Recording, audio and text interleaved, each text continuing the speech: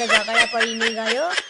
केटाहरू खेल्ने, केटीहरू फोटो खिच्ने झगडा पर्यो र पनि हामीले खेल्यौँ पनि, फोटो पनि खिच्यौँ, सबै खायौँ ओर्यौँ अनि घर फर्क्यौँ। रमाइलो भएको थियो। हामी बिहान No, no, no, 8, 9, 9 बजेर बेलुका 3 बजे 4 बजे नै थियो हामी घर आएको। हाम्रो तिहार त एकदम रमाइलो भयो, एकदम रमाइलो। सो त्यतिखेरसम्ममा अब हामी अर्को भिडियोमा भेटौँला। बाई।